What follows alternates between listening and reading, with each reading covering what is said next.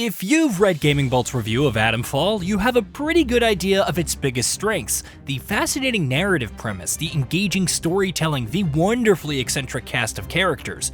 But of the many areas where Rebellion's newly released survival action game excels, the one that serves as its brightest highlight, as the foundational element that defines and elevates the entire experience, is its setting. The world itself, how it's designed, and how it doles out its content. It's full of personality, and it strives to be different, and the end result is truly special.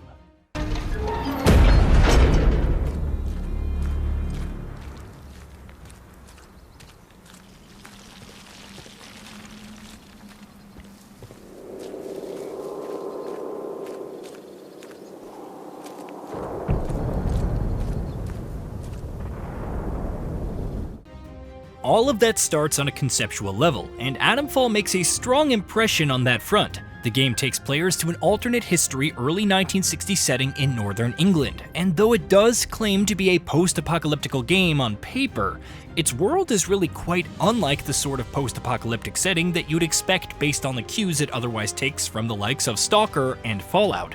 Rather than dreary and horrific, Atomfall's quarantine zone setting is vibrant, overgrown, bright, and colorful. It's also populated, not by anyone you describe as sane in the ordinary course of things, but it's not the sort of map where you're going to feel any sort of real isolation. In fact, the many personalities that you do meet are all weird and charming in their own ways, an unexpected comedic touch to proceedings. More than a touch, in fact, Atomfall takes pride in how wacky and offbeat it is. Look, I'll talk, but only to show you I'm doing nothing wrong. You have to keep quiet about this, please. Me husband, Philip, he went off exploring with one of his pals. Bloody fools, the pair of them. He said they were poking around in an old bunker and walked into a cloud of funny glowing spores or something.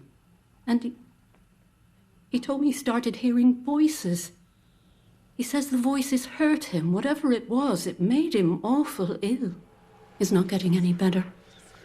That, as you might imagine, lends a very unique atmosphere to Atomfall's setting, which, by extension, instantly helps set it apart from the crowd. There's no doubt that the game evokes more than a little bit of games such as S.T.A.L.K.E.R and Fallout, the former in particular, in terms of tone, atmosphere, and aesthetic. What it delivers feels entirely unique and of its own creation.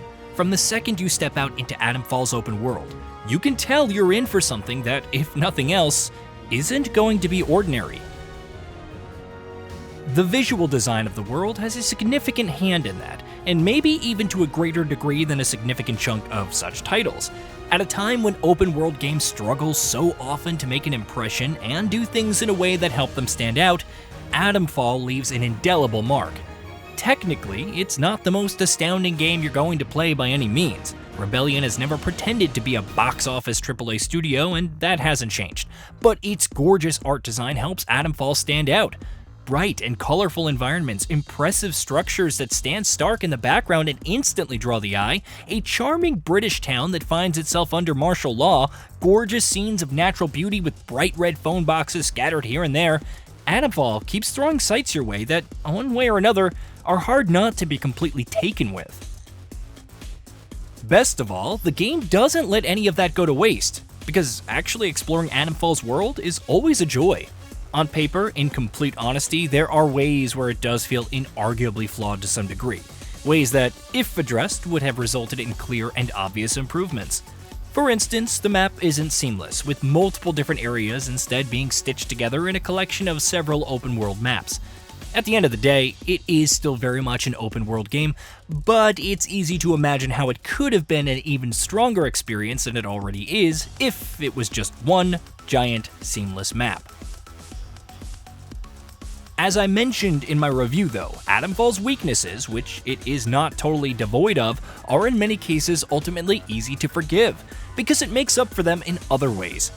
For instance, it might be a bit of a bummer that its map isn't seamless, but when you're fully immersed and completely captivated by the game while exploring its world, however it's structured, its overarching structural issues matter less in the moment.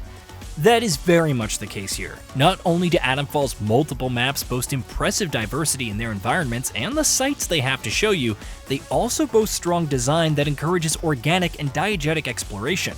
with the players being expected to actually pay attention to and engage with the world rather than simply following markers or compasses or other similar crutches that open world games so often tend to fall back on. On top of all that, Atomfall also ensures that the actual, tangible rewards it's giving out don't feel lacking. That in particular is often tricky in survival or survival-light games. Atomfall falls in the latter category, with its survival elements being limited to managing your health and heartbeat, and dealing with things such as status conditions, resource conservation, crafting, and inventory management. It's not the most stringent in the demands it places on the player, certainly.